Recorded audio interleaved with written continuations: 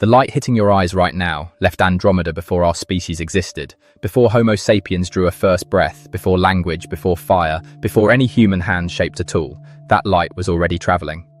It has been crossing the void for 2.537 million years. It survived the rise and fall of every civilization we've ever built. It outlasted the dinosaurs twice over. And when it finally reached your eye, you looked up, saw a faint smear in the night sky and thought, maybe one day, we'll go there. That instinct is deeply human. It's also a collision with reality so violent it reshapes how you think about our place in this universe.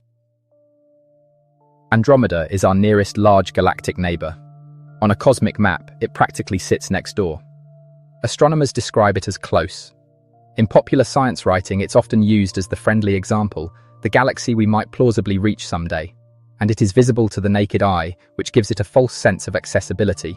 You can see it, you can point to it, and that visibility creates a psychological illusion that seeing something means it is, in some meaningful sense, within reach.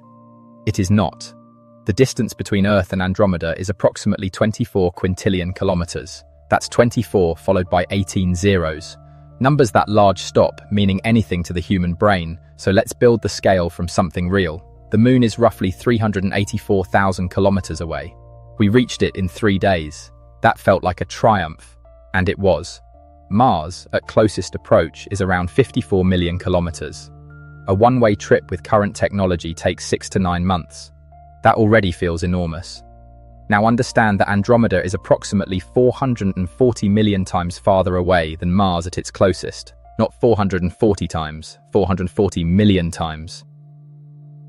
We dream of reaching it anyway. Science fiction has made interstellar and intergalactic travel feel like a natural extension of human progress.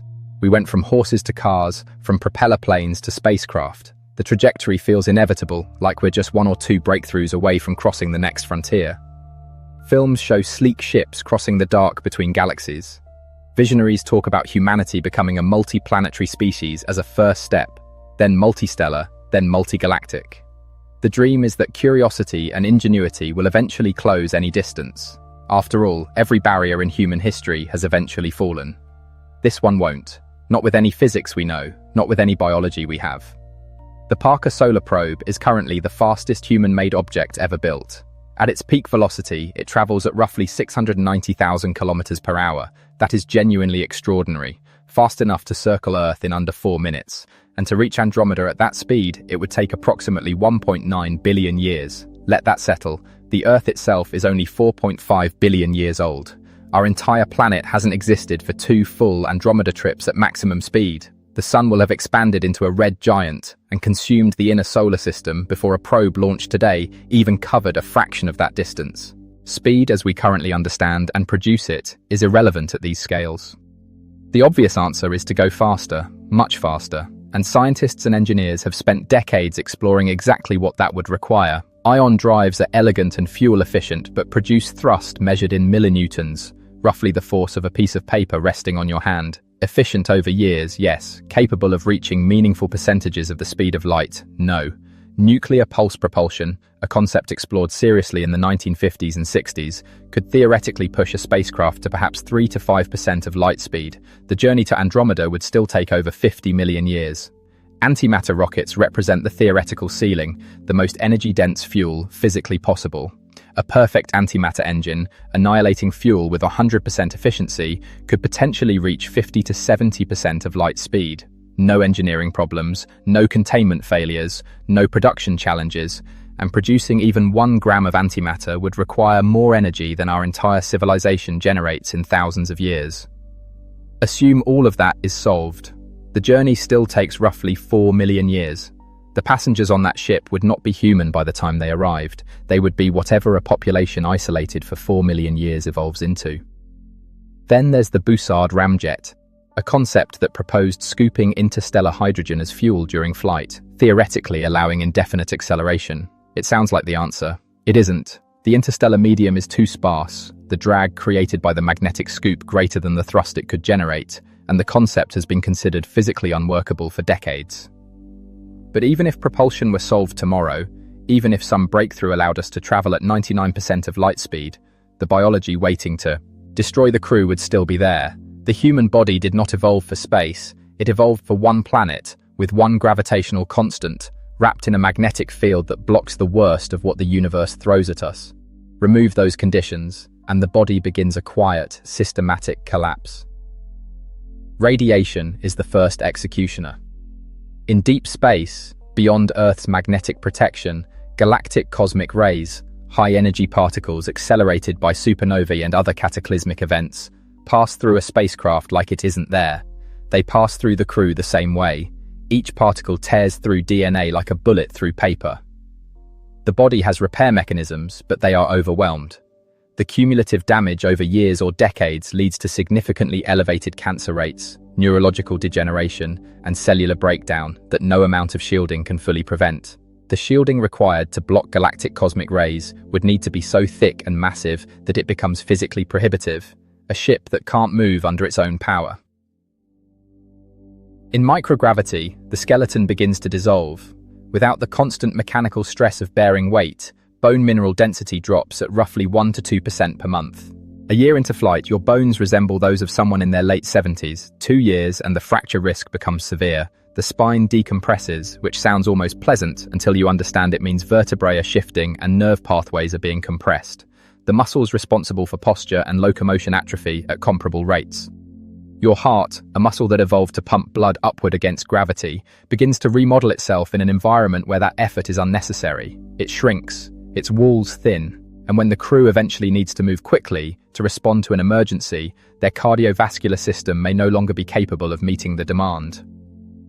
The eyes deteriorate in a phenomenon called spaceflight-associated neuroocular syndrome. The optic nerve swells, the eyeball physically flattens, intracranial pressure increases, degrading vision in ways that are only partially reversible. Astronauts returning from 6-month stays on the International Space Station report vision changes. 6 months. Now extrapolate that across decades or centuries. The immune system weakens. Dormant viruses reactivate. Herpes viruses, Epstein-Barr, as the body's defenses become compromised. And psychologically, the crew faces a form of isolation that has no historical parallel. The most remote humans who ever lived could still look at a sky and know their home was somewhere behind them. After 1 million light-years, there is no home visible. There is only the dark, the same in every direction, and the knowledge that everyone who has ever lived and died did so in a speck of light too faint to detect. These problems don't exist independently. They compound.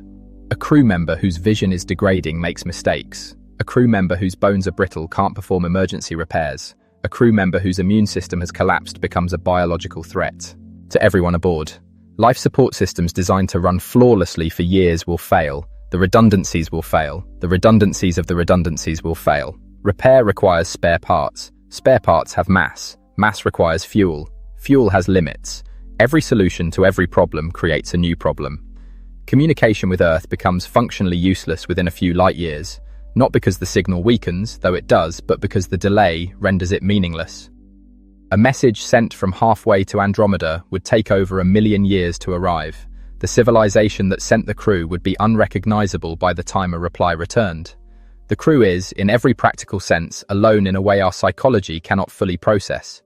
This is why, with everything we currently understand about physics, biology, and engineering, a crewed journey to Andromeda is not simply an unsolved problem.